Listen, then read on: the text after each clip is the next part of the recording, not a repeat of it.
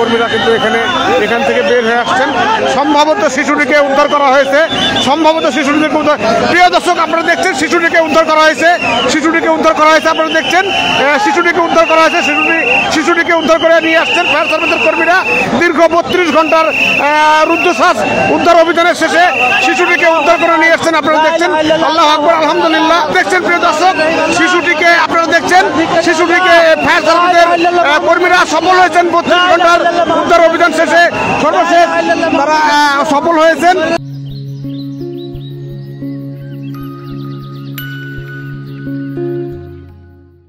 Fire সার্ভিসের কর্মীরা সর্বশেষ 50 ফিট খনন করে সেখানে ফায়ার সার্ভিসের কর্মী এখানে আপনাদেরকে দেখানোর চেষ্টা করছি যে এই গর্তে ফায়ার সার্ভিসের কর্মীরা এই দড়ি বেঁধে নেমেছেন এবং সেটি দেখানো যাচ্ছে না আপনাদের। তবে দড়িটি আপনার ঝুঁকছে, আপনারা দেখতে পাচ্ছেন যেখানে ফায়ার সার্ভিসের কর্মীরা, অভিজ্ঞ কর্মীরা সেখানে নেমে শিশুটিকে উদ্ধারের জন্য সুড়ঙ্গ তৈরি করেছেন।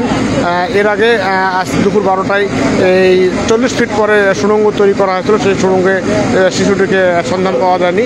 পরবর্তীতে এখন প্রায় 50 ফিট নিচে সুড়ঙ্গ তৈরি করেছে। সুড়ঙ্গ তৈরি করার পরে এখানে সেই সুড়ঙ্গে ফায়ার সার্ভিসের অভিজ্ঞ যারা কর্মী আছেন তারা তিনি নেমেছেন, এখানে নেমে সুড়ঙ্গ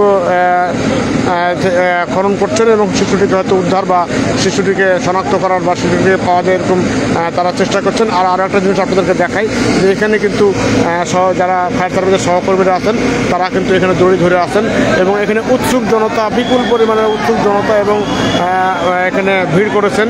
এবং আপনাদেরকে আরও একটা কথা আমি জানাতে চাই যে এই প্রায় 31 ঘন্টার এই রুদ্ধশ্বাস অভিযান কিন্তু আমরা দেখছি। এখন আপনারা দেখছেন যে আপনাদেরকে দেখানোর চেষ্টা করছি যে এইখানে যে দড়িটি, এই দড়ি বেঁধে কিন্তু দুইজন আপনার ফায়ার সার্ভিসের কর্মীরা কিন্তু এখানে নেমেছেন। ফায়ার সার্ভিসের কর্মীরা কিন্তু এখান থেকে বের হয়ে আসছেন। সম্ভবত শিশুটিকে উদ্ধার করা হয়েছে, প্রিয় দর্শক আপনারা দেখছেন শিশুটিকে উদ্ধার করা হয়েছে, আপনারা দেখছেন শিশুটিকে উদ্ধার করা হয়েছে, শিশুটিকে উদ্ধার করে নিয়ে আসছেন ফায়ার সার্ভিসের কর্মীরা। দীর্ঘ 32 ঘন্টার রুদ্ধশ্বাস উদ্ধার অভিযানের শেষে শিশুটিকে উদ্ধার করে নিয়ে আসছেন। আপনারা দেখছেন, আল্লাহু আকবার, আলহামদুলিল্লাহ।